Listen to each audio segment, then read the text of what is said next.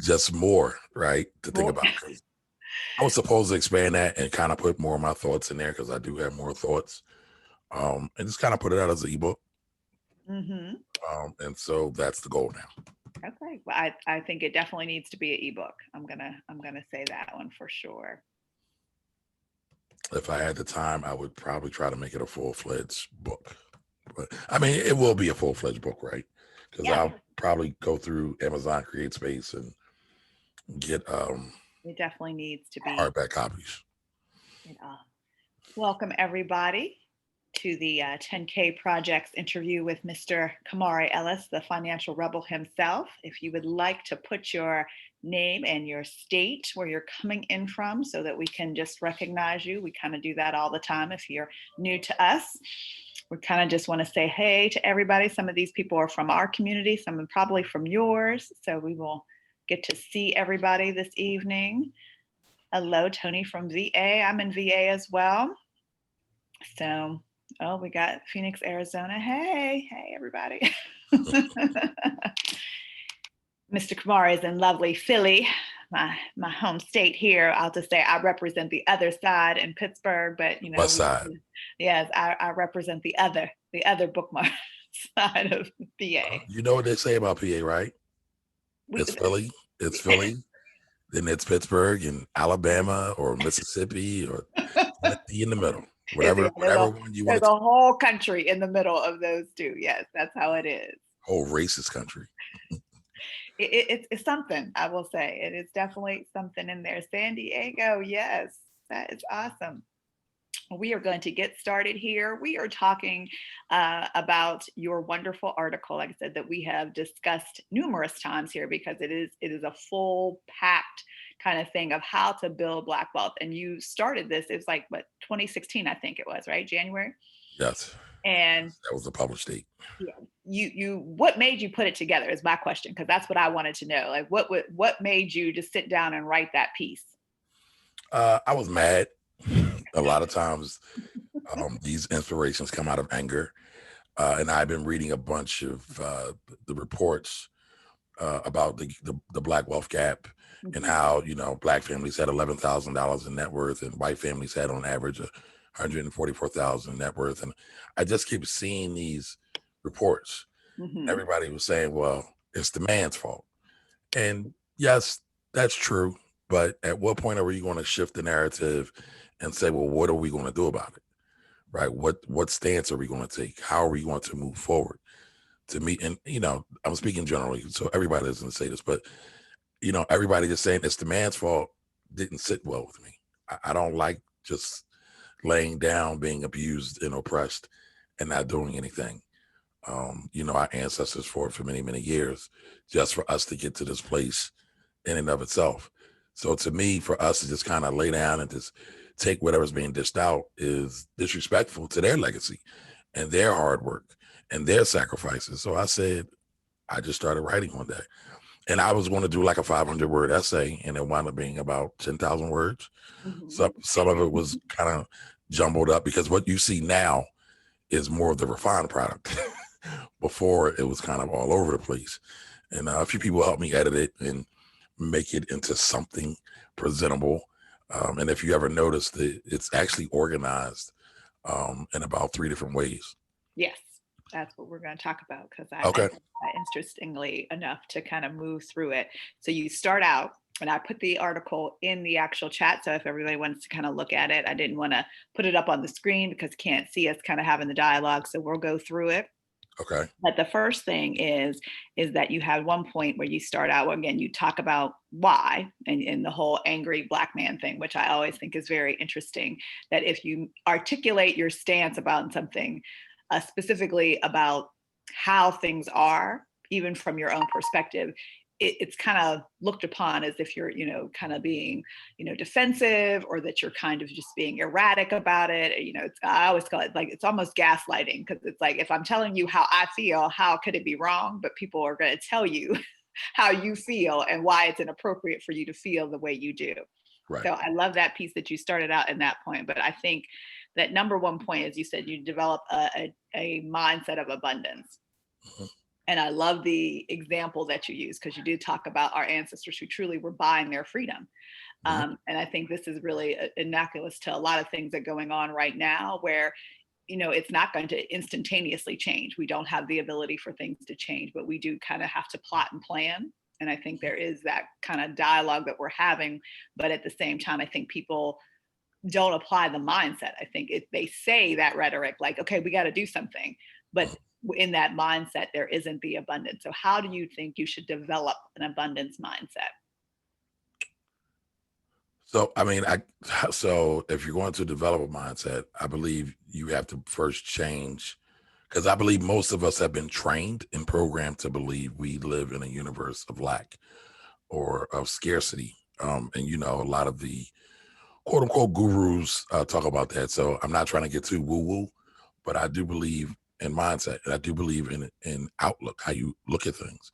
So, for example, if you've never shared food with anyone, right? I would say, because you're afraid there's going to be no more food, you have a scarcity mindset, right? And so many of us who might have a big family and they know somebody is coming to snatch food off your plate if you do not eat it fast enough, right? But if you come from maybe a smaller family and your family had enough means to put food on the table, then you're like, okay, I can eat my food slowly.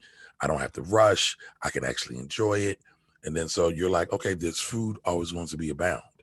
So, a lot of times our environment really shapes our mindset. But Mhm. when you really take a step back and you really, really think about it, there's stuff everywhere. There's always food. There's always opportunity. There's always stuff somewhere. So I think you have to then shift, your worldview. And I would say you start to study some of I'll say this, the woo stuff, right? I mean, but you know what? Let's not even go woo woo. Yeah. If we just go Bible, if you just look in the Bible, there are scriptures in the Bible, because I use Bible because many of us are rooted in the Christian tradition.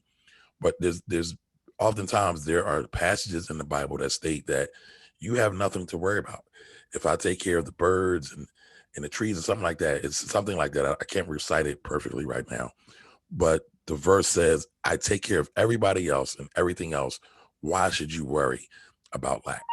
Mhm. And so, I would say start there. I would say start with whatever your spiritual tradition is and go deep into it. Don't just rely on your pastor or your reverend's understanding. You get your own understanding of it. Because when you read the Bible, like I can be hard on Christianity and Christians sometimes, because I always asked a lot of questions when I was a child. As I matured, I realized that it's not my place to question somebody else's religion, but it's also not anybody else's place to question mine either. So I decided to go deeper. I read all kinds of texts, whether it's the Bible or the Bhagavad Gita, the Tao Te Ching, or the Tao Te Ching, any of those things. And I'm always looking for little gems and things like that. Why do I do that? That's the question you have to ask God or the universe, because I've always kind of been like that. But I would say get really deep into your tradition, because if you get really deep into your spiritual tradition, whatever it is, I am sure you will find the abundance mindset. I mean, even when you look at when Jesus said, if you have the faith of a mustard seed, I want to say you can move mountains. Mhm. So it's saying this little small thing. If you have enough faith, you can do anything. You can move worlds. You can move mountains. So, I would just say start with your tradition, and that's how you can build an abundance mindset. But it's got to be real. It can't be. And since we're talking to the 10K project, I was about to say the Black Wealth Project, the 10K project, right? I know we're talking amongst us, right? Mhm. So I'm not talking about Europeanized dogma, because that's what we got a long time. And again, I'm not trying to offend anybody, but let's just talk facts here. They use certain religious texts to control us, and that's cool. We need to recognize it, and then we need to move past it. But we need to understand that there's some other things that are much deeper, that we could actually benefit from as well. So I'm not talking about the dogma. I'm just talking about the real deal stuff. Mm. And I think that also goes into your second point, which is the legacy mindset. I Mhm. think this is also, they kind of are building blocks. And I did like that, how it kind of stair stepped your way into it. So you start with something what I consider foundational, and then you apply it each and every step as you're going. So with that Yes. legacy, and I know we talk about this both in the Black Wealth Project and in the 10K project, legacy is really important. And again, this is, I think, also a key money portion, and you talk about that later, is that it's not going to be something that happens, that we need to really be thinking about the future and not always about the right now, not tomorrow. It's like years in advance and our children and our children's children. So with that legacy mindset, I think this is where I like to tie in those two things that you talk about also, which this is like that financial education. When we don't have the right tools ourselves, and I think this is something that we, struggle with as a community, how do we, we know we need to do something, we just don't know what it is to do. So it's like you don't know what you don't know. So where do you find those resources? What do you do in order to truly educate yourself so that you can start finding out what your legacy should be? Because everybody has to define what that legacy is for themselves. It's not like, I'm a parent of a single child, but she has brothers and sisters that I also have to take care of, as a default for my family. So Right. those kind of things, that every family has a different thing. I'll be taking care of my parents probably because I'm the oldest in my family. So there's all these things that come up. But again, where do you start? And again, that you need to start somewhere. Where do you find those resources, or where would you recommend someone look for that information? So I'll answer kind of the second question first. You said, where do you start? I say you start with yourself and you begin to build on you and enrich yourself. And, you said something that's really interesting. You said we have all these tools, and we do. The problem is we kind of use everything with us. A lot of times it's black and white. A lot of times we can be very literal. And Mhm. so if you take a hammer, right, it's the only tool you got, everything kind of looks like a nail. Yes. And you start taking a hammer and you're nailing windows and you're nailing all kinds of things that are not supposed to use a hammer on. But you have to Correct. recognize, like, wait a minute, I'm doing more damage than I'm doing good, because the tools are just supposed to do more good for you. Right. So I always say a tool or a hammer can, create works of wonder and beauty, or they can be tools of destruction if you don't know what you're doing with them. And we've all probably seen that with a hammer. Yes. Um, but I would say start talking. Well, one, recognize that there's something wrong, right? Try to get to the bottom of it. I always say a lot of times we try to put band-aids on broken bones instead of doing root cause analysis. Mhm. And I know we have a lot of tech folks in here, so y'all can understand what a RCA is. But really try to get down to the bottom of a thing. And it's not going to happen instantaneously a lot of times. But just be patient enough to go through it and say, well, you know what? Why are black people the poorest people in this country? Black people have created the dopest stuff in this country, well, in the world, but for right now, we're talking about the United States, in America. Well, why is there such a imbalance of this? Why are there more black people in jail than anybody else? Why were the rules written in the laws that were kind of written to slant against black folks, and the 13th Amendment and the what's the bill in 94? I can't think of it off the top of my head. The criminal, I'm trying to think of the bill. I always call it the crack cocaine bill. But that was written because, a lot of drugs were sold in inner cities, even though white folks tend to do and use more drugs than anybody else. Black folks bore the burden of that whole thing. So why did that happen? Why did Nixon say that black folks were the enemy, or the biggest target in the United States? Like, so just starting to look at that. And, we could go down a whole rabbit hole with that, right? Because we could even talk about how race isn't really even real, but that's a whole other thing. Mhm. But, as you start going down a rabbit hole and you start chasing down these questions, one, you kind of have to have the stamina to do it. It's not for the faint of heart. It's because it's going to challenge some of your perceived notions, or the notions, again, you've been trained to believe over time. I mean, we just had Columbus Day. None of these educators that celebrated this have ever questioned, well, why does the government promote a rapist, a murderer, and a kidnapper? I mean, what's that? I said, correct.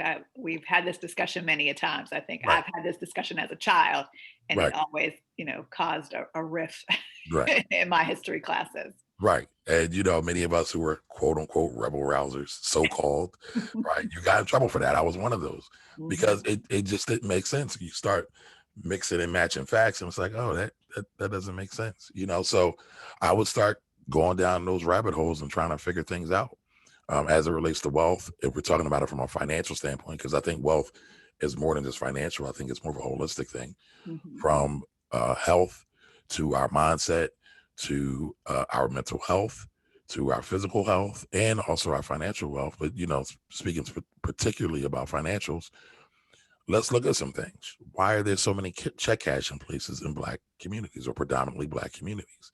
Why are there so many liquor stores in predominantly Black communities? Why don't we see these things when we go up the social economical chain and we go and we look at other quote unquote well-to-do areas and just start asking questions? So again, to answer your question, I would say just start answering questions.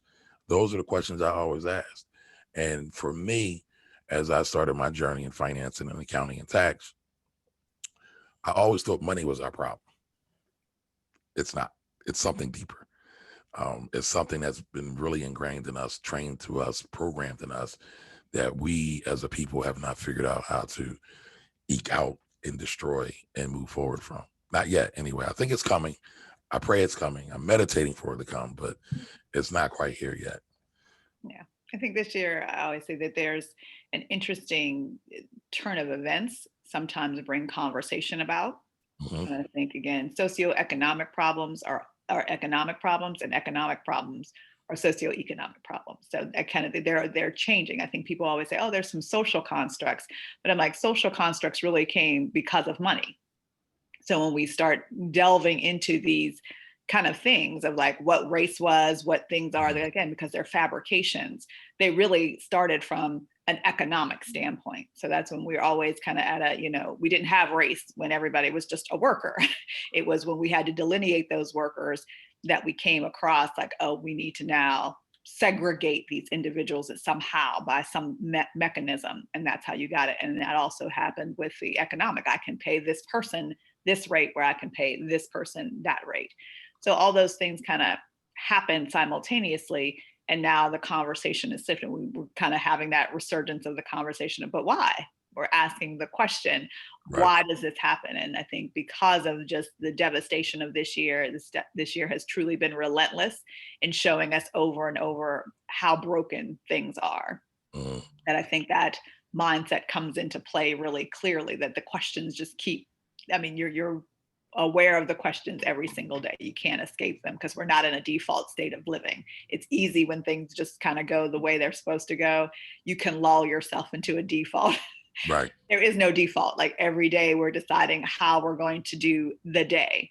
And I think that's causing a lot more conversation than we've ever had before because it's not comfortable. Absolutely. The matrix has gotten jostled up. Some of the code is out of Yeah, whack. the code has glitched really Yes, the badly. code is glitched. Yes. But I'll push back on you a little bit though, because Okay. I know a lot of us like to put everything on money and economics, but I think there's another dynamic called power that I think we should also think about as well. Mhm. And, not to be oblivious, right? Power and money are inextricably linked. So, I get that, but I truly wonder. I know we always like to explain away slavery or the enslavement of African people because of economics. And yeah, that's definitely something to that.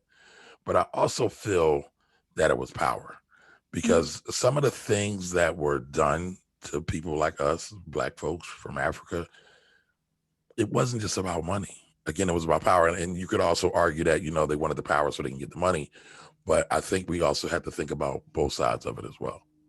I agree. I think divine providence is one of those superfluous kind of things where it was about power. It was about, I need to just dominate because I can. And Right, that gives you that ability, whether right, there's monetary, sufficiency at the end of that. It was just, that nice little, oh, I can do it because I can. And you can right, distribute that across the world. That right. kind of works. Absolutely. See, George says it's funny that we're just having that conversation. He said too that mindset of abundance versus scarcity. I think again we're coming across that more and more, just as a general basis because it's real, and again you get to see it every day because we don't know what's happening next. I think when we started this, pandemic, the whole toilet paper issue kind of comes to mind. Toilet paper, Yeah, you're just like, really? Yeah, what's hand the hand sanitizer. sanitizer? Thank you. Yeah, just those things. And you're just like, you mean I can't get toilet paper? Like I have to be on a waiting list for toilet paper, really? Like Yeah, that in itself shows you how quickly And again, we know that this wasn't, you didn't even think about it a week before that happened. You No, weren't even worried about it. You didn't think about it at all. And then all of a sudden, you're in this myopic kind of maze of, I got to get toilet paper from wherever source I can. yeah, yeah. you know, And it's crazy how yeah. quickly things can change. It's kind of like at a drop of a dime. And I think Black folks should always be ready, so we probably should always have uh, toilet paper. And I'm guilty of these things too, right? But I think some of the original survivalists were Black folks. We would stock up. I mean, Nana and Grandma would have a pantry full of beans and rice and all kinds of things because they knew at any minute, any given time, something could really go wrong. Some kind of shortage would happen, or if you mess with Mr. Charlie might get upset and try to lynch somebody, or folks would have to go hide in the swamp. And I mean, sadly, these are all real stories that Yes. has helped shape our mindset, but in recent years we've forgotten about them. I think that goes into your fifth thing of destroying the money myth. I think some of these myths also come from, maybe have historical basis, that we were living at a time where some of those things were very applicable, but now those aren't very much, what we're living in. And I think you had last, I think you did I think it was your Money Wealth Wednesday, or one of It those. was it was there. I think I know where you're going. It was Yeah, Saturday where with the you wealth had conversation. said, yeah, like, why her grandmother didn't invest. That article was wonderful written. I mean, it was super, super amazing. But that whole thing of not investing in the stock market, not investing at all, trusting, and I would say this is my family completely. Money in mattresses was the safeguard. Like Right, that was the be all end all. But those kind of myths, but they did come from somewhere. That is that scarcity. You never knew where you were is going to happen, right. so that you made those modifications, and then we pass those down as some of our own now traditions. So they're not, I would say, like myth. They just are no longer applicable to the way we live. But you talk about a series of these myths, so I want to kind of go through them. You have money is the root of all evil, which we That all kind of goes heard. back to the other point I just made, right? Mhm. Let's not go into religious dogma. Let's actually read the text because that's a misquote of the Bible. Yes. And I do think that that's very interesting. And I would like to ask the audience, what other money myths do you think are very prevalent that still kind of haunt us today? Like, they're not really real, but you kind of still feel like you're in a default sensibility with them, or you just kind of like, oh, yeah, I kind of feel that way. So if you guys put that in the chat, if you can, if not, we'll just kind of move on. But I'm always curious of what other people think, because I do hear that constantly, even today, like, pursuing money, or why don't you just be happy with what you have, or, just get a good job.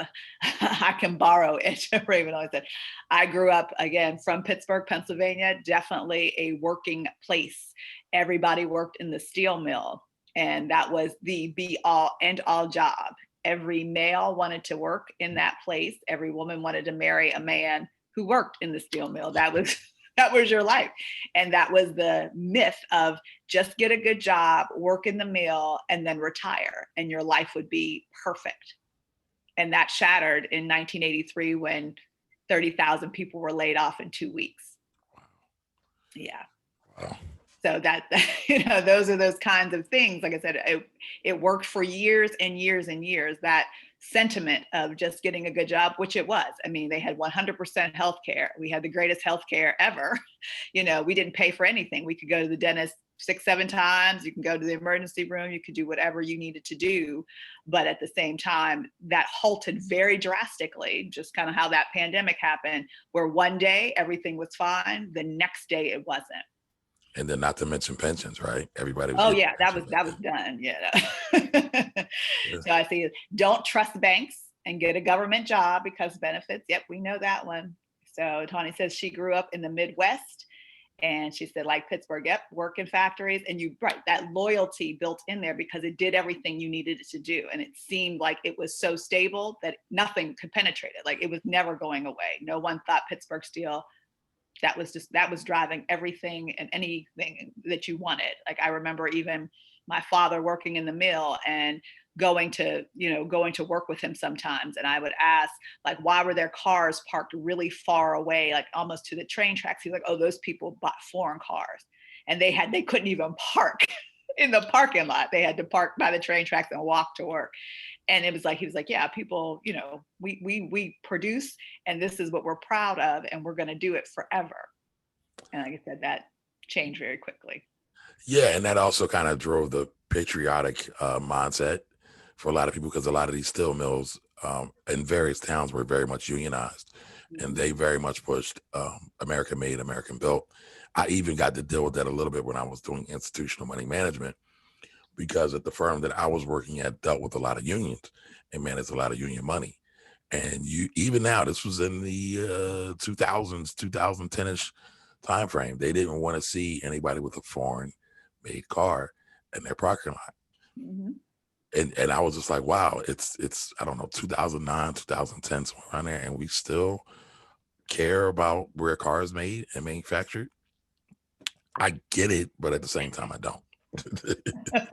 Well, now, like I said, I'm a VW girl, and I always say my dad is okay. He's like, it's a good car, it's safe. So Right. it does change, but I think those are those really, and I like that part. Ashura says also that you can be successful without going to college and all of those things.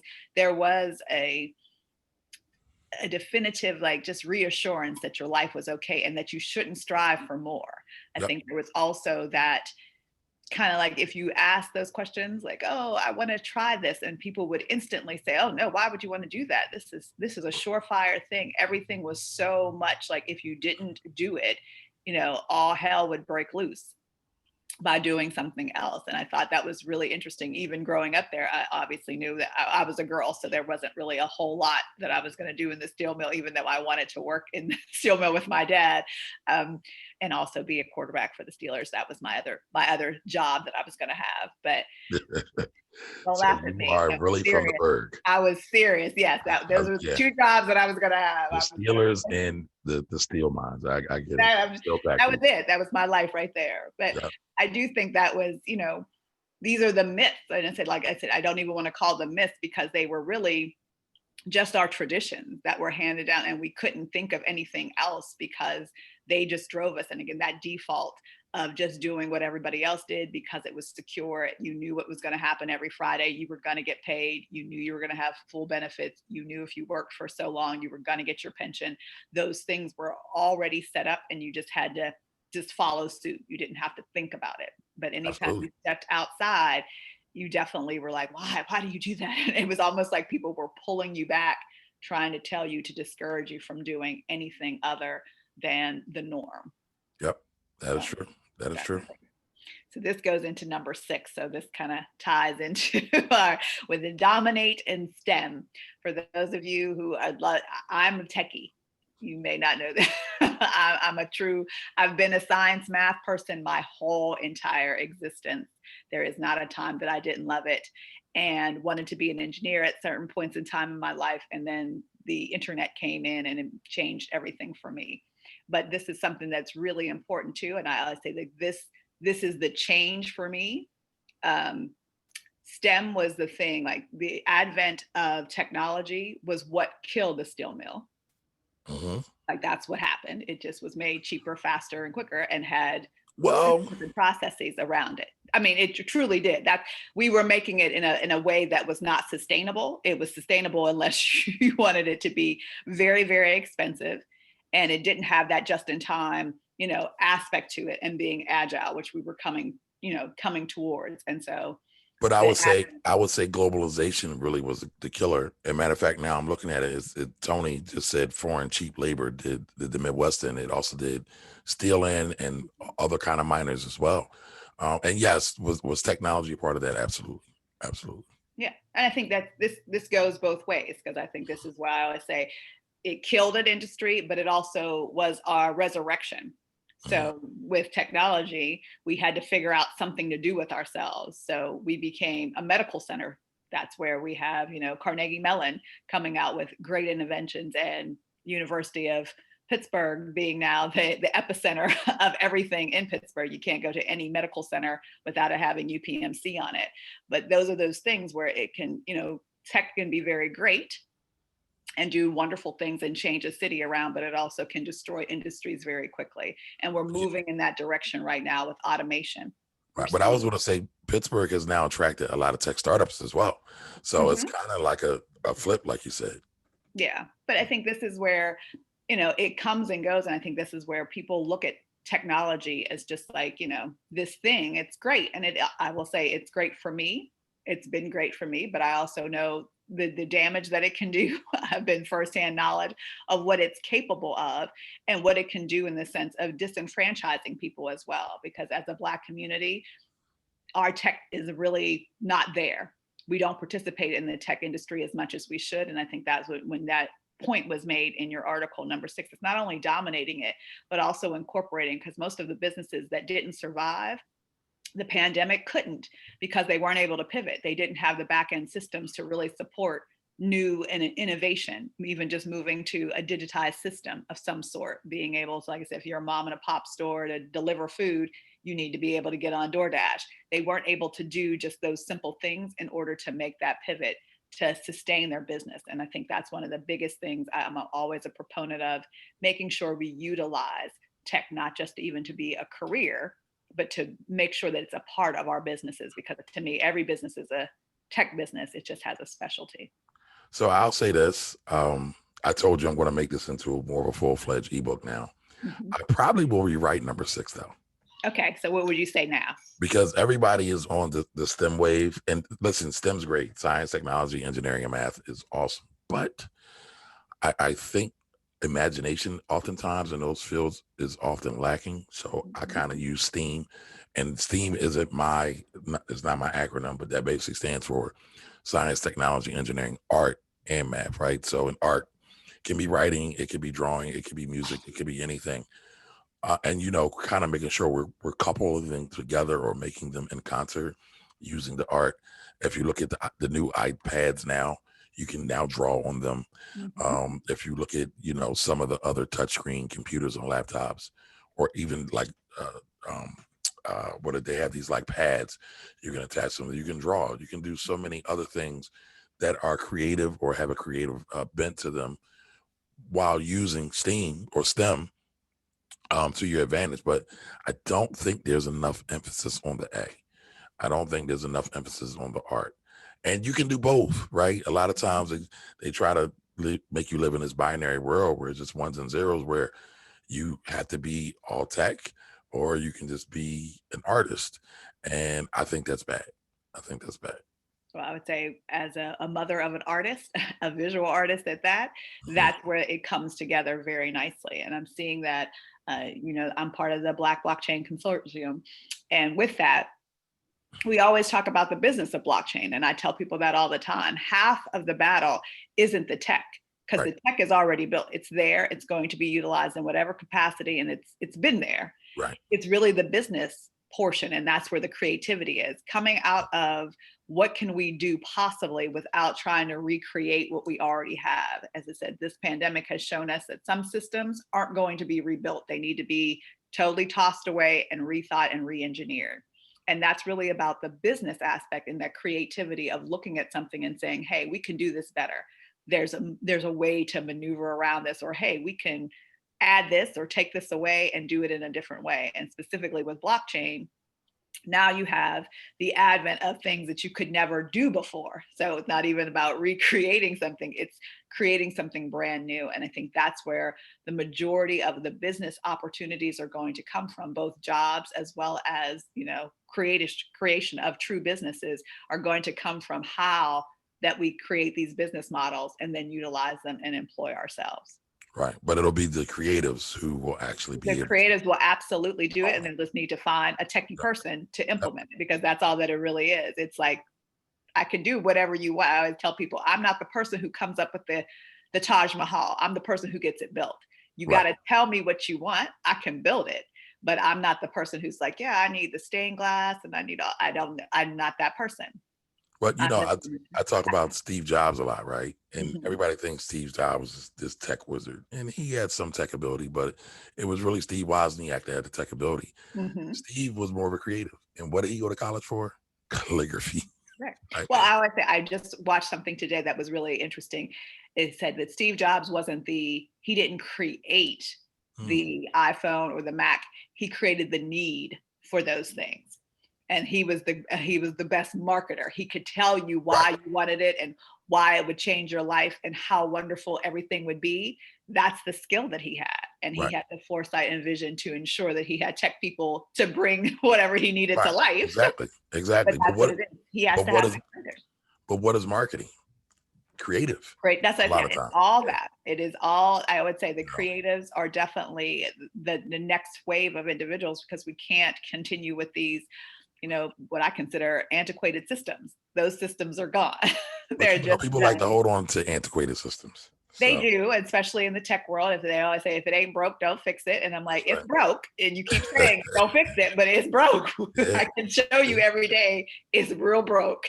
But we have to really come up with that. And I think that is the business models, the way in which we use things. I'm always a strong proponent of the end user. Even though if I create something, I can make it as great as I wanted to, but my end users will ultimately tell me if it works or not, if it's Right. valuable or not. Because the minute that they say, "Yeah, it was cool, but I need something else," or if you make a new button, I'll love it better. And I'm like, really, you need another button? But I that's who mean, it is. That's the consumer. I think one of the other things about Steve Jobs, and not to talk too deep about Steve Jobs, he was also very much about the end user and also about simplicity, right? Mhm. And I think that's very genius when we can marry all of those together. I agree, and I'm truly an Apple fan. I don't know if I'll be getting the new iPhone, but that's all right. My child will probably have it before I do, so that shows you again the crazy legacy part. I don't get nothing; she gets everything. Just put that in there. We're going to move on to 7, which I think is a really interesting one too. You have adequate life insurance coverage. Don't be Oh, selfish. I absolutely. love that you put the don't be selfish that part. So tell me, just go through this one because I want people to really understand what your point was when you said don't be selfish. So, kind of my background, my upbringing from a career standpoint, at a time I was a financial advisor and people brought a lot of life insurance from me. But Mhm. there were also a lot of people who pushed back from buying life insurance from me because they didn't understand the need, they didn't see the need, and people had a hard time dealing with the mortality. I joke about this now, but I can't tell you how many older Black men said to me, I'm not getting life insurance so my lady can get a pink Cadillac and move some N word and after I die. Right. And I think part of it was serious, but part of it was also them deflecting from dealing with their Mhm. mortality. And a lot of times we deal with things through jokes, and that was their kind of defense mechanism to kind of not deal with it. Now, some people were mature enough to say, you know what, I am going to die one day. It's part of the human process. And I want to make sure that my loved ones are taken care of. And that, when you look at human conditions, especially with women, especially with Black women, there are instances where women will hook up with a man just for financial security. Well, how about we just remove that totally? So then if she does find a new love interest, it can be someone that she actually loves, that actually appreciates her, that adores her. And, she don't have to be there just for the money. But a lot of times, a lot of the fellas aren't quite there yet.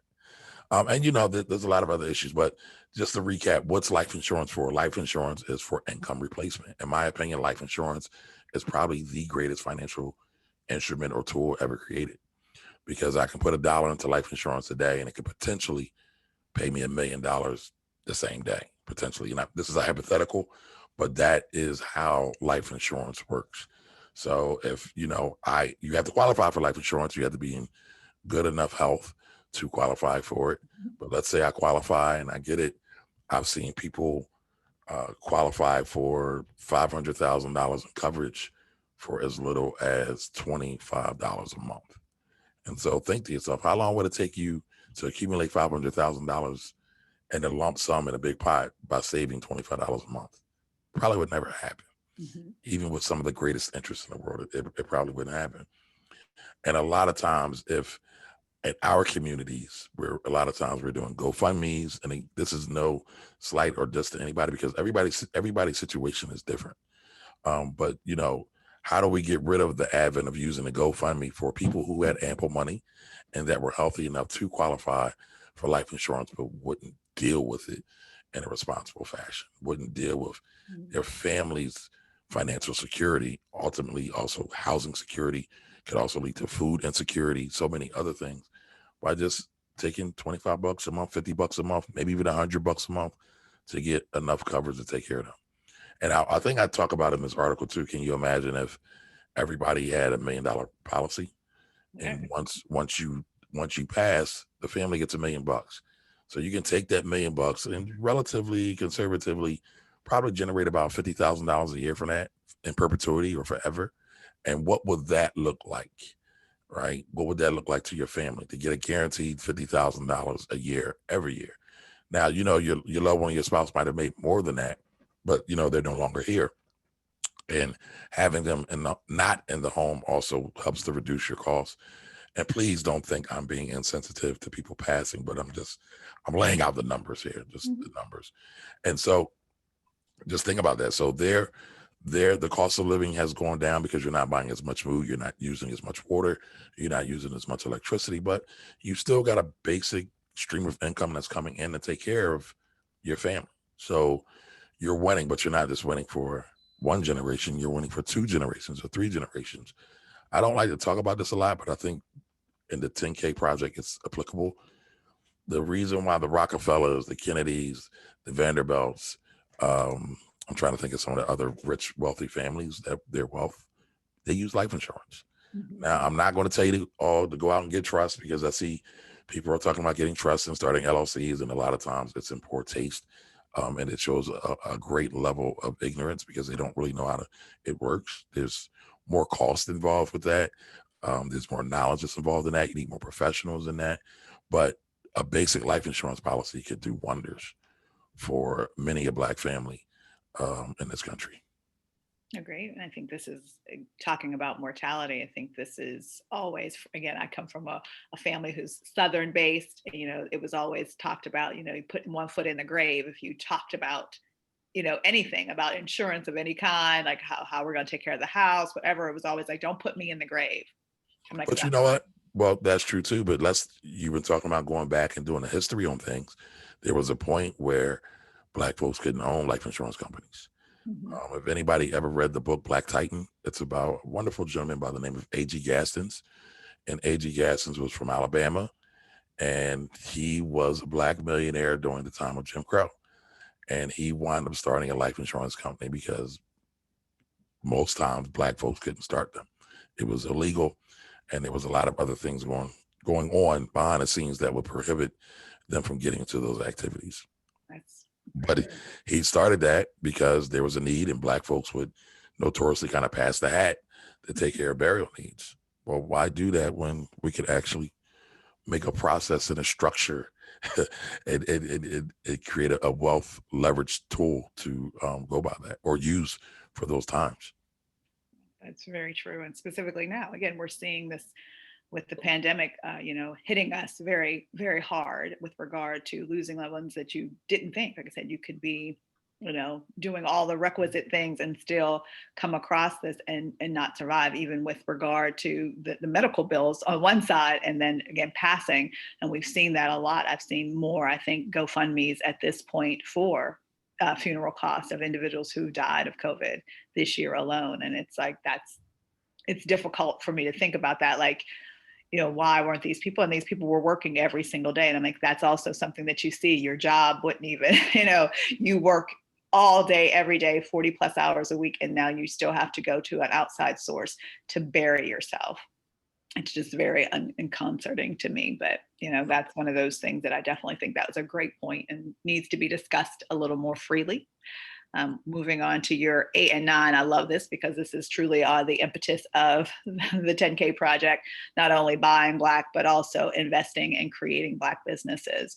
So these are the two, to me, they go hand in hand. We talked about this a couple of weeks ago also in our group. We had commissioned a study, which would come out later once we approve, but we had an economist.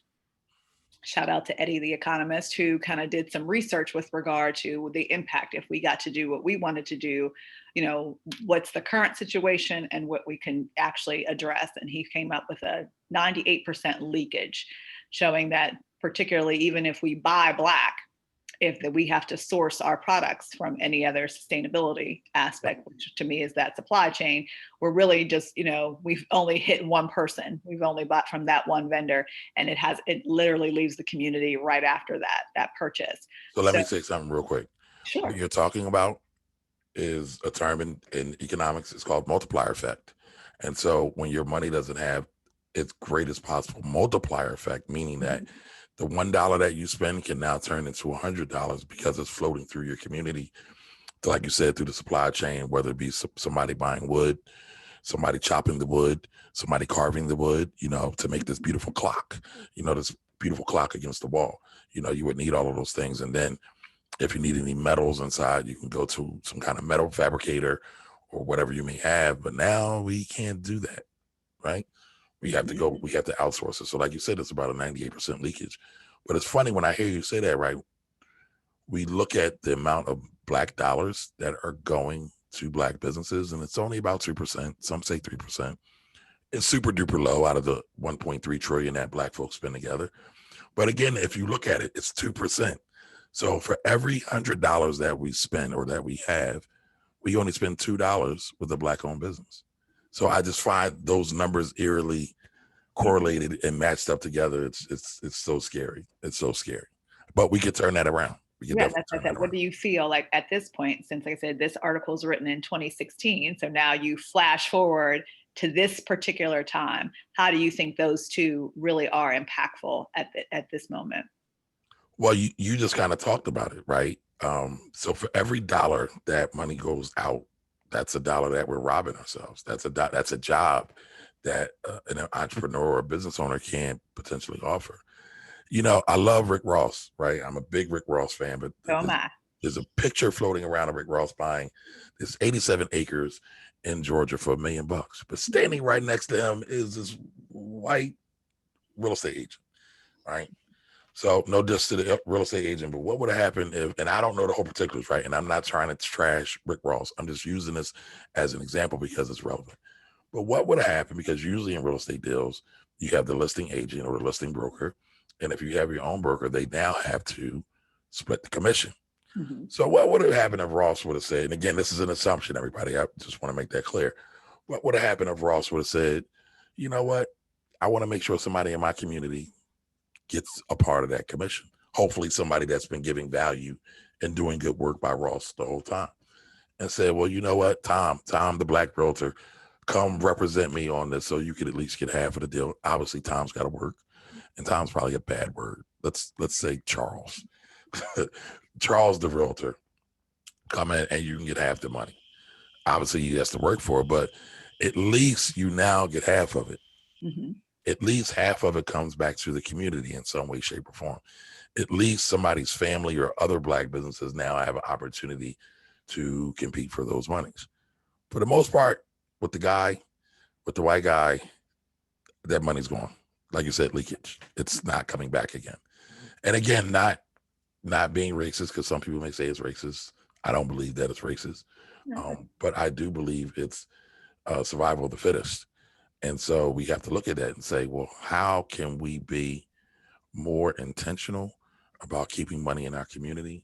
How can we be more intentional about and strategic about keeping money in our community, and like really think about it? Because a lot of times we make these purchases and we don't think about them. We don't think about how they're sourced. We don't think about what the company on the other side is doing in terms of their supplier diversity. All of that stuff matters. It all matters. Exactly. I just kind of only talked about it in one vein there, but it all matters. It definitely, that's a great expounding part for your ebook. Going to that part.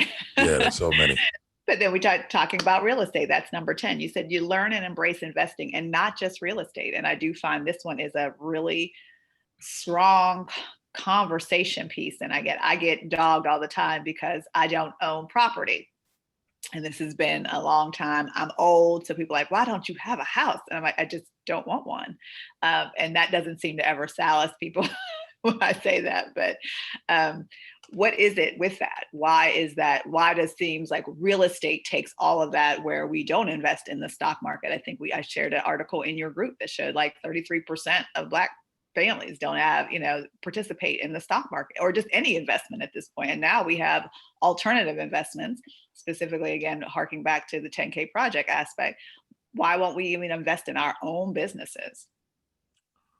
Um, I love that laugh there because I know what's coming. Part of it is our training. Hmm. Part of it is our programming. So let's do this. Let's go on a little adventure. Let's go back in time. Okay. So back in somebody fact check me on this, but back in like 1918, 1919, 1920-ish, the government said, hey, communism is a problem and we don't want Russia to win this war. And one of the ways that we believe that we can fight against communism is when everybody owns a home, they tend not to be so prone to want the government to take care of them. They want to own their own stuff. Hmm. So from that, a government program was created. For what? To buy homes. And then what happens? The government actually helps to subsidize the mortgages of these homes. So we kind of you create two things. You create home ownership, which does help give a sense of pride, right? Sense of ownership. But then inside of this program, you also create like the organizations of Fannie Mae, Freddie Mae, and all of those, which help back mortgages. Mortgages in real estate are actually federally subsidized. Hmm. People really don't think about that. The way that many people get loans, again, they're backstopped by Fannie and Freddie Mac. Why is the government so prone to do this? Again, they want to fight against communism, right? Plus, a lot of times when people were landowners, they use the land to feed themselves. Well, clearly we're no longer in a agricultural society in the way that we were, or an agrarian society where we would live off the land, raise hogs, raise cattle, raise chickens. What we slaughtered, we ate. That's not the case anymore. We have an abundance of farmers, excuse me, and our food chain, our supply chain for food is pretty abundant for the most part. We did see some problems with COVID, especially with beef. But for the most part, there's plenty of food out there. Yes. But the government has been programming us that you got to own a home. To own a home is American. You need a home to eat, right? So that's part of the mindset as well. But again, nobody has ever challenged that. Now, I don't have a problem with home ownership. I get called the real estate hater all the time. But I also like to look at the data. And so when you look at the data, when um, uh, GIs came home from World War II and they were able to take advantage of the GI Bill, they were able to buy homes in these new suburbs. Guess who was not allowed to do that? Black folks, Right. right? And then so what happened to the Black communities where we had more quote unquote so-called integration? We had white flight. And then white flight caused a major fall in real estate values in Black communities. Nobody ever talks about this. This is still happening to this day. The appraisers are now in on it, right? There's a meme floating around with D.L. Hughley talking about how the appraiser ripped him off from selling his home and gave him a much lower value price.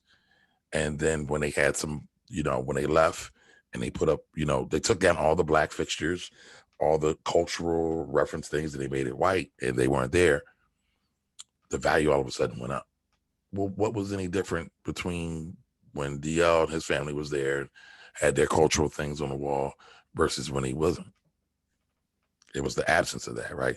So there's still very much a negative bias towards Black home ownership, Black property, and Black communities. I mean, even when you look at gentrification, somebody said to me the other day, gentrification is just white people solving a housing problem or a too expensive housing problem. So they come and they'll take over usually a Black or brown community. They'll move everybody out, sometimes through good means, a lot of times through bad means. There's a lot of bad means happening in those situations, a lot of mortgage theft and deed theft, rather. A lot of deed theft that happens in these situations, but none of us really think about that. So again, I am not anti-mortgage. I am not anti-home. I am not anti-real estate. I just believe that you need to do what's right for you. And many of us, as we look at many of the studies, right, many of us believe our residential home is an investment. It's not. if you add up all the costs, all the fees, everything associated with it, all the opportunity costs that you lose, um, a lot of times you might get a bag of money when you sell potentially, but when you add in all those other factors, a lot of times it's a loss. I tell folks all the time when they come to me for advisement, don't buy just based on the opportunity of making money or potentially real estate or value appreciation. Buy because you like the neighborhood, you want to put some roots down, you want to create memories there with your family, and if it goes up, great. But usually, all the other things are the real factors why you want to be in that house anyway. But we let this lure of real estate being the ultimate investment, and it's not. But we excuse me, we let this excuse me, we let this lure of real estate being the greatest investment ever kind of pigeonhole us into our thinking. That's why when they say, Talisha, why don't you own a home? Well, you could say, Auntie, Nana, I'm in tech. I work remotely. I don't want to just be restricted to one area. I want to see how other people live in other places. I want to, so this is me talking now, right? I want to be a digital nomad. That's what I'm working on next. And that's true. I mean, I've worked remotely for 10 years. Yeah. I've lived in 5 different states during my IT career. So, like I said, I moved from Hawaii to Virginia. Just, And what kind of value is in that? Like you lived in Hawaii. Like I've talked to some Black couples that moved there. They moved there from stateside, like the actual continental USA, because they said they didn't have to deal with as much racism. They said it has its issues, but it wasn't about race. They didn't have to worry about their kids getting shot by police, right? And they even said Hawaii is expensive, but something about the way that they do food there is very different. I guess there's an abundance of fruits and vegetables and things like that. Everything's imported, but yes, I mean that's one of the things. Gas and food is the most expensive things there. But they also live multi-generational, which is something that you mentioned in the article, and it's compensated depending on how you live. But it's worth it. I always say, like I've lived across the country. I've lived in New York. I've lived in San Diego, California. I've lived in Miami, so I can compare and contrast. And I paid as much in many of those places without having a beach right in my backyard. So I'm thinking you also get what you pay for depending on what you want. So that goes back to like, where do you want to be? I like the beach every day. I like 80-degree weather every single day. That works for me. I'm not a Virginia person. So that's just one of those kind of things, but it balances it out when you do. But I think for me, that was one of those things. I didn't want to be latched to a place in the sense like I had to worry about my home, and people go, oh, well, you can have somebody, fix that for you and do that. And I'm like, yeah, that's true. But I don't even want that hassle. I want to be able to get up and move when I want to. And all I need to do is find, a new residence, get my child registered for school and be about my business. And that's kind of what I've done thus far. And now she's. But think about this though, right? How many other Black folks are really having that conversation? Yeah, I didn't see. I know we are having it more now, but I'm talking about like, why isn't this commonplace? That's what I said. I'm like, this is my 10th year of being a remote employee. So, and I tell people when I used to say that, it would be like, what do you mean you work from home? I'm like, I don't go to an office. I don't have anybody to report to. That's just as simple as it gets. I don't know what else to say. But now, like, it's like, well, what do you do? I'm like, I work. But now that we have this, and I think this is again where COVID came in, and now many companies are doing it permanently. A lot of people are now working from home, and it's just going to be their way of life as well. I think we're having those conversations. We're seeing, even places kind of trying to lure people in, like, hey, you can move here and get a new passport and get here and stay because they need that revenue stream as well to fortify themselves. And I think I'll get to your question, Tony, in a minute, but I think that's a great question as well. Is it okay if we go into that question? Because yeah, go ahead. Go right ahead. So I believe in Black folks being a part of a diaspora, around the world. Africa here, it's not so much about what state or what country you're born in. It's more about us as a collective. That's very much the tradition I was raised in. That's very much the way I see the world, especially as Black folks. And interestingly, today, with all the strife and the murder that's going on in Nigeria, I was watching Femi Kuti. If nobody knows who Femi Kuti is the son of Fela Kuti. If you don't know who Fela Kuti is, he was a legendary musician from Nigeria who has been actually talking about the mistreatment of Black folks, well, Black people, Nigerians in general. And him, Fela, and also like people like Kwame Nkrumah have always said all Black folks, even Blacks in the United States, should move back to Africa, and wherever you might want to go.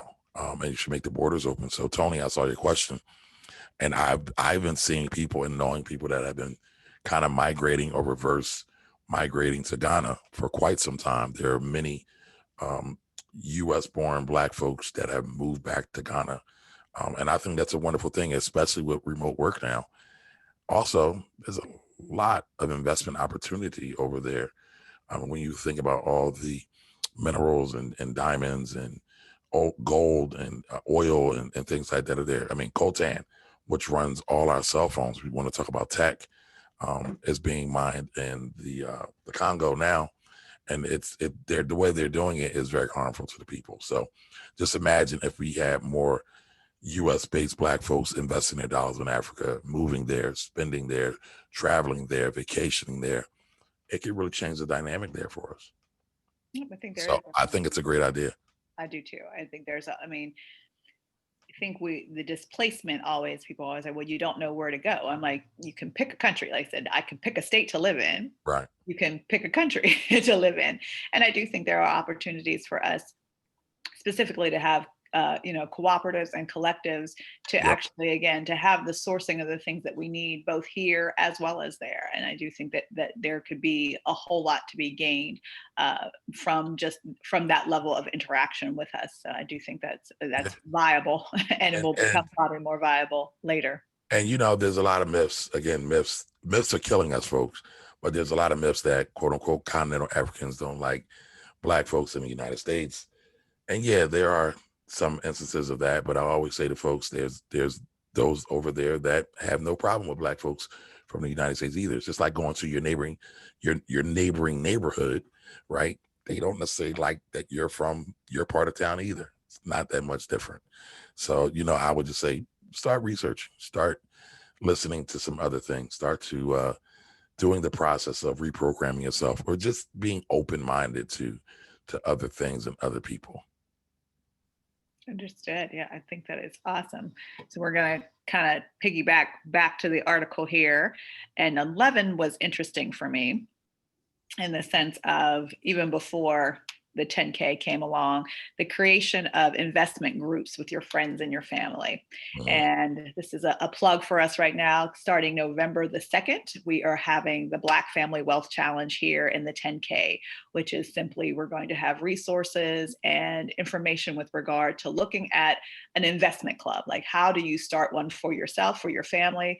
Again, it'll be right around the holidays, having this kind of conversation, talking about insurance, talking about investment, talking about the real estate, but how do you do that?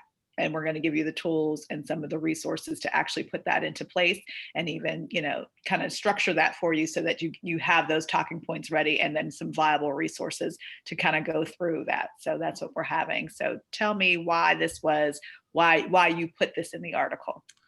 I put this in the article. I'm not sure if I actually talked about cooperative economics directly in the article. It's been a while. I need to go back and revisit it. But this was kind of my way of talking about cooperative economics. And when you really think about wealth and wealth generation here in America, they want us all to believe in quote unquote rugged Americanized individualism. And I always tell people the idea of ruggedized Americanized individualism is a lie as it relates to wealth creation. When you think about what a bank is a group of depositors that get together and say, hey, we wanted to start a bank and we're going to deposit our money in this bank, right? And then you set up your charter, whether it be state or federal, and you start a bank. But it was initially a group of people who said, let's start a bank. That was a group activity. When you look at life insurance, what is life insurance? Life insurance is a distribution of risk amongst many people, right? A lot of times they talk about Lords of London being kind of the first insurance company, not just life insurance, but insurance company, because they underwrote slave ships coming to the quote unquote New World. And again, what was that? It was shared risk amongst a group of people who put money together. But in return, they got a premium, right, from the people that needed the insurance. Again, group of people together. What is that? Group economics, cooperative economics, people that got together to solve a problem, and as a result, create wealth. Mutual funds, private equity, venture capital. There's several other, even businesses, right? Even some of your bigger businesses, they have a board of directors. The board of directors are the ones who actually run the business. It's not just the CEO. The CEO's job is to execute the vision, but typically the board is the one that comes up with the vision, or either they commission the CEO to come up with a vision, but they approve everything. Right. So again, it's still a group thing. But here it is, the powers that be say, just lean on yourself, pull yourself up by your bootstraps. Forget the idea or even worry about if you have any straps or any boots, Yes, let right. alone any socks, right? Forget all that. Just do it yourself, go it alone. And so again, we've been programmed to think that being this rugged individual is hard. And I'll be honest, like I'm the only child. I am programmed to be an individualist. But when you look at the data, it's like it doesn't make sense to just try to do this alone. Not to say that you shouldn't work to a certain level of proficiency and certain level of money or savings or wealth and investments and knowledge. But at some point, if we're thinking generationally, if we're thinking for the community, we have to start doing things together. It makes sense from a savings perspective. Like you save on cost when you can put money together, you can buy at scale. You can make more money if you're able to, again, put money in and leverage on some of those costs and get some of those systems to market and advertise and promote your stuff to people. It just makes sense. But And everybody is not meant to be in business together. Right? very true. But So there's caveats to this. It's nuanced. there's It's always not caveats. black and It's white. like the English language. There's always an exception. It is so funny, right? I was talking to one of my children, and they were like, "Well, why does this vowel sound?" I was talking to my oldest, as a matter of fact. He was like, "Well, why does this vowel sound do this, and why are they trying to spell it like this?" And so I just gave him, I referenced our name because my oldest son we have the same name, and I said the last letter in our name is I, but it is not an I sound. It's more of a Y sound. And so when you have vowels that are interchangeable, people get funky and do remixes, right? So Remix, is that what you're calling it now? yeah. So Well, don't remix it. Say it right. That's what I always say. So number 12, which is a really interesting one too for me. You have all Black youth organizations should have a mandatory money course. mhm. And I like this one because a couple of weeks ago, I enrolled my daughter in a Black Girls Invest kind of little course. Yep. And, they went through it was great, just, having the girls there at different ages. Some of them were really young, like middle schoolers. Some of them were, college age women, young women. And so having that diaspora there was really interesting, listening to they're having the conversations of building businesses, getting savings account, how they should invest, all of these things. And I'm thinking, wow, I don't remember ever having that conversation as a child. I don't recall ever having that conversation with other adults, let alone other of my peers at that point. So when you say youth organizations, my daughter has been in a youth organization for 15 years. She's a gymnast. But like I said, those, even like what I consider sports, there's still that level of they do training and how to do fitness and mindset training. I think even in those, it's still applicable to the money because, again, gymnastics is a really expensive sport. Yes.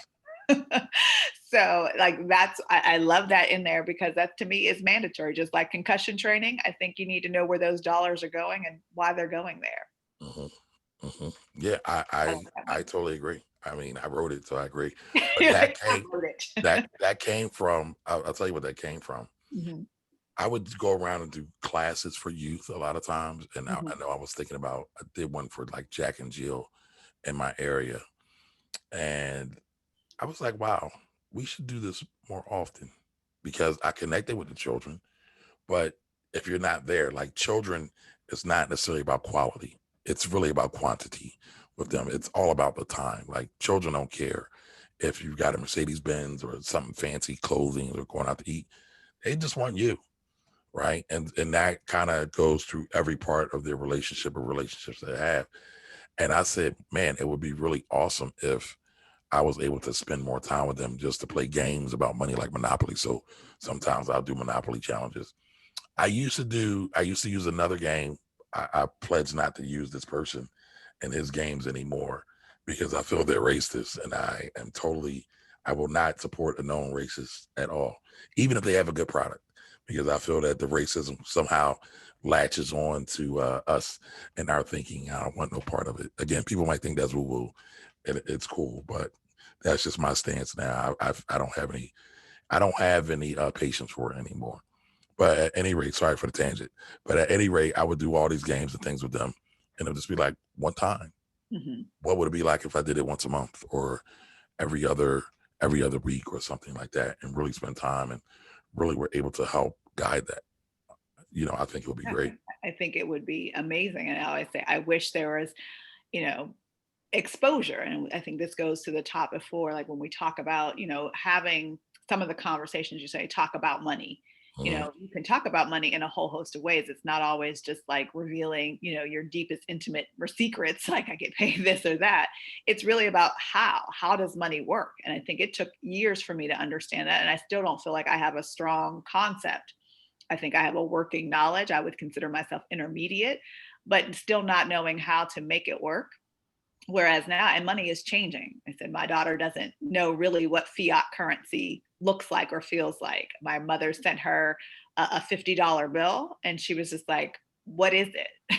I was like, it's $50. She was like, I mean, what is it? Is it real? And I'm like, yes, it's a real thing. She had never seen one. She was like, why do I need this? And again, why is grandma sending me this money when she could have just put it on my card?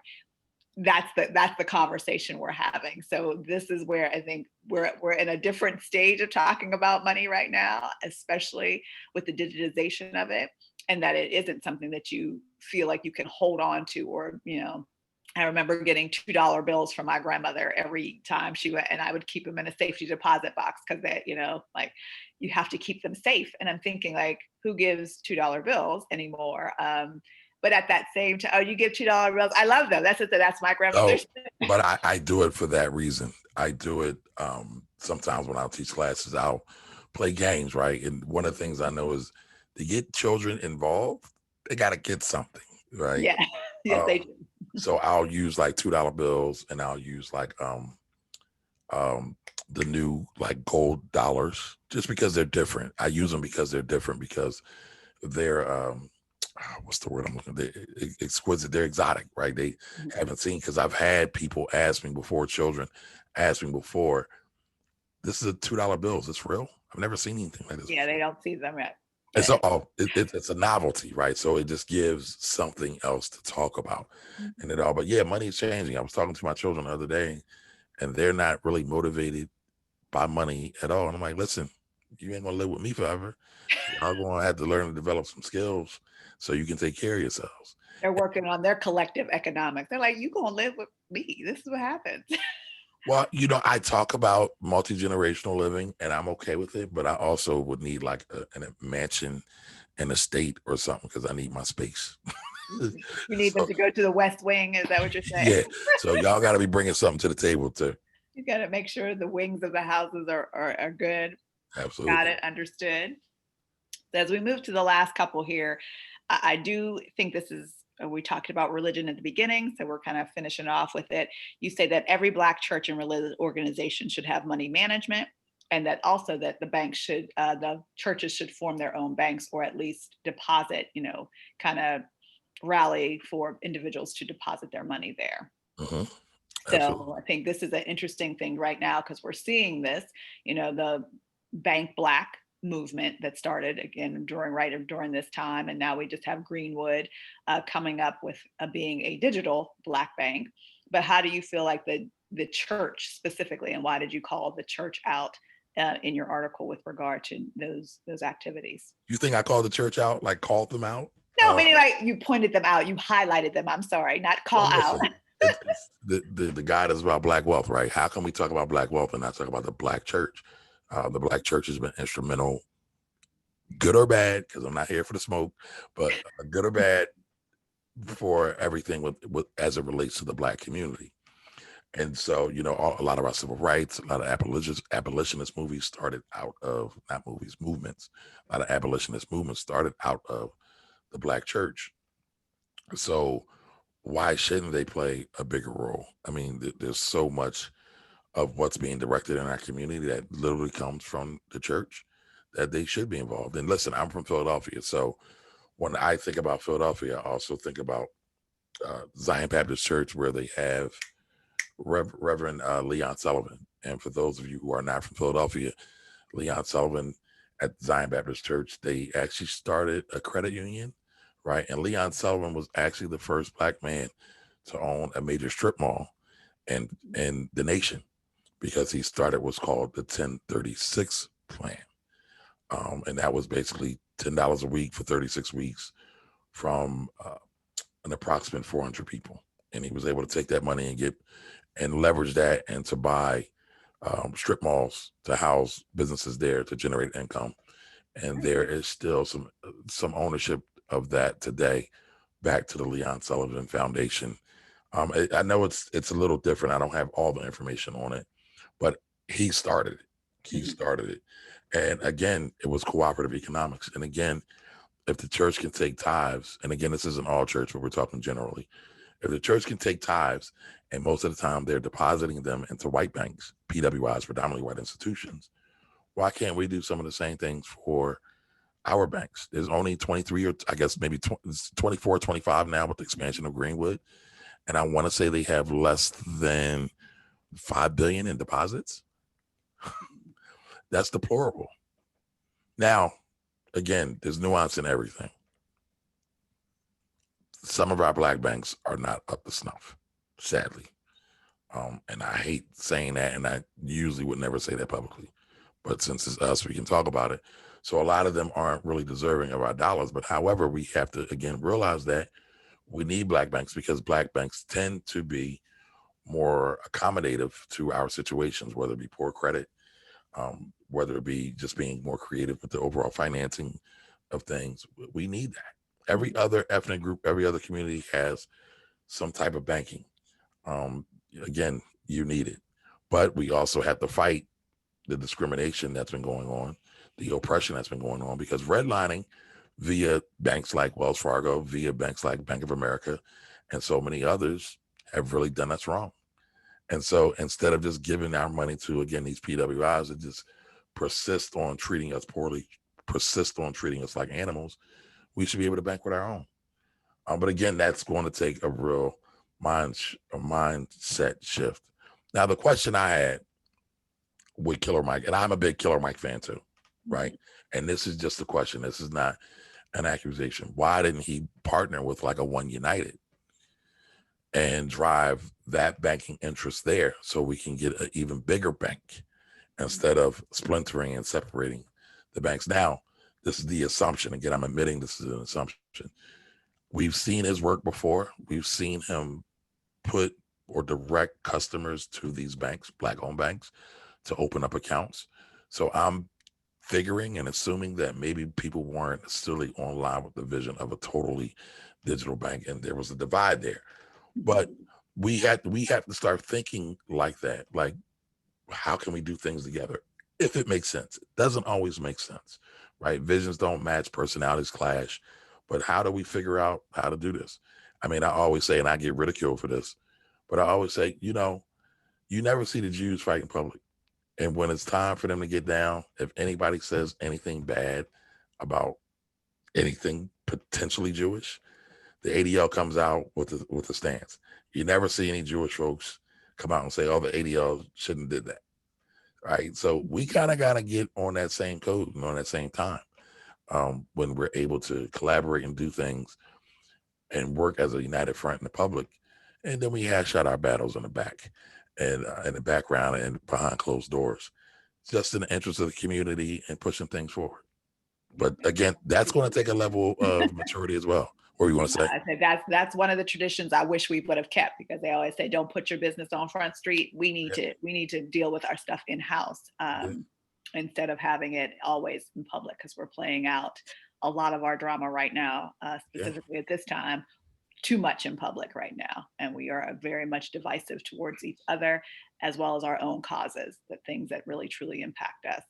Yes. See, And I'm looking at Sandra. She said black churches should develop banks and teach finance. Yeah, I say that as well. yeah, that's And I say that for a number of reasons. I don't think people understand how much it costs to run a church, especially now that we're in the advent of big mega churches. I don't know if that continues in COVID though, because of the way everything's rolling. But it costs to keep a church up and going. It costs to turn the lights on. Now, this is another beef I have with churches. A lot of these mega churches are not built by black firms. Again, I can't say all, but a lot of them are not. But I mean, when we think about leakage, again, right? So we go to church, we tithe our money, we put our 10% in or whatever it is you choose to give. And then that money then goes out to white banks, white developers, and everything else, even white mortgage companies, right? There was an article here in Philadelphia about a relatively large size black church that when they built their new wing or their big church, they used the white bank to finance that mortgage. Money just went out the window. All those years of interest just went out the window. And yeah, mortgages are a bit more complicated than that because it's a big outset of money. Usually those packages are repackaged and sold to investors who want those funds. But man, we should be able to do that stuff ourselves. At least some of it, or at least think about it. I don't know how many of us are thinking about it. I mean, I know there's some, but that should be like a common thing, in my opinion. Let's finance it ourselves. Let's figure out ways to have our own people build it. We have great black builders and developers. I think we should be thinking about ways of how we can do that. I mean, can we create a blockchain app that we can raise money for black churches to finance things? Can we do that as an offshoot of as a 10K project? Well, it would be a business, and since they're not profit, no, but that could be another project for somebody else to take hold of, to put all of that Well, on there. it And was also, right rhetorical. now, mega churches with regard to the infrastructure. So you talk about how COVID Right. impacted them. They Yeah. needed, some of these churches needed infrastructure to be able to broadcast their message seamlessly throughout their parishioners without without them actually physically coming to the building. Right. So they had to make that. Some of them made a wonderful shift and were able to get up and on board, and others were not. And Right. so that also causes, if you have what I consider, again, a tech enablement to your business, whether your business is for profit or not for profit, this still enables you to pivot and do the things that you need to do and be solvent, even in whatever regard that you're looking at. Right. But again, it all kind of goes back to the mindset, right? Because the question I posed for the 10K project was kind of rhetorical, but I'm just saying, are we thinking like that? Yes. I And I think we think need we to do think need to like think that. that way. We need Right. to really start to think about where the gaps can be filled. So it's Right. that we can see the overall picture. It is just as we talk about the supply chain. It's like, what businesses do we need to create? And you talk about this really great about, creating grocery stores and things that we absolutely need.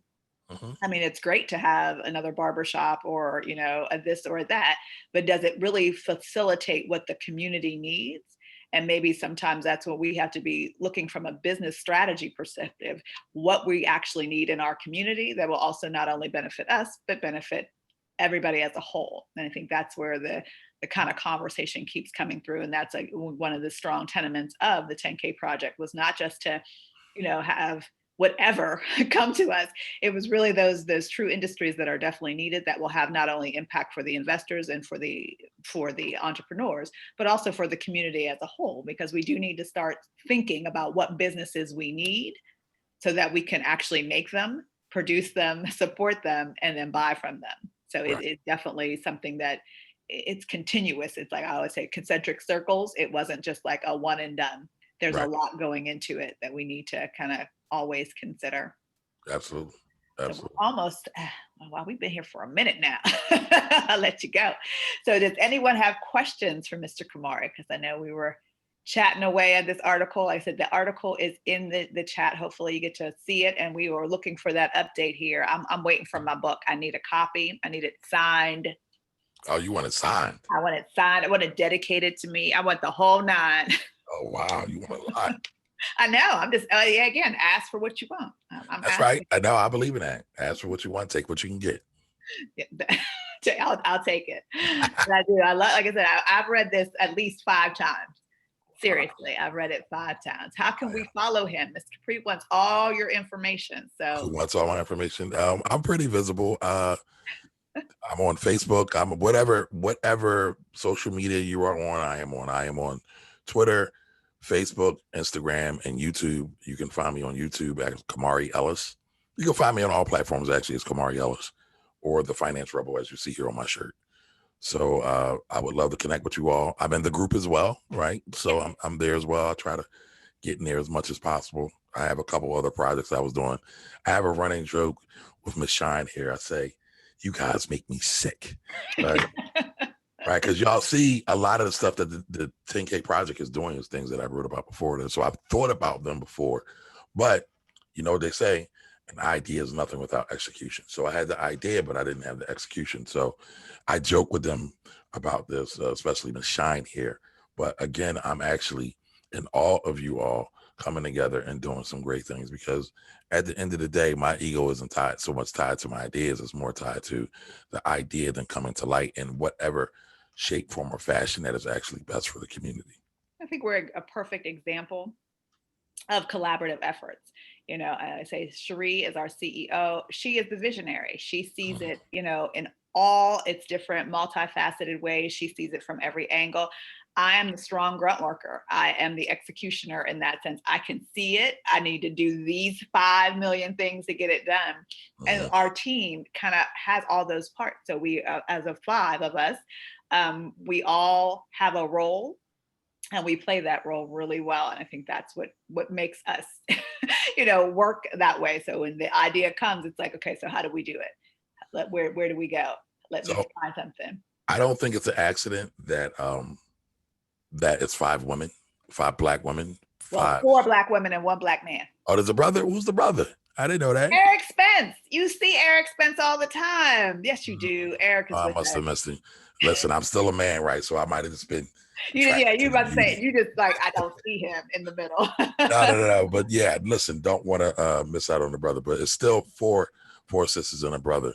Mm-hmm. I think that's awesome. I think I'm gonna say something, right? And it gets some controversy, but I see this narrative that Black women always say we need Black men in the community, and we do need Black men in the community.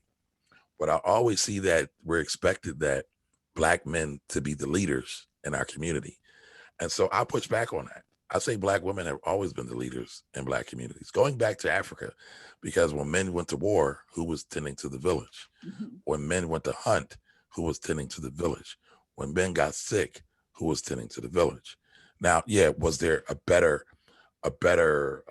structure and way of doing it? Yes, absolutely. But even when you go back and you look at African society, Black society back in the day, and I'm talking like hundreds of years ago, there are also very much matriarchal led societies over there as well. Mm-hmm. So I don't think leadership in and of itself is anointed or divinely gifted to Black men or men in general at all.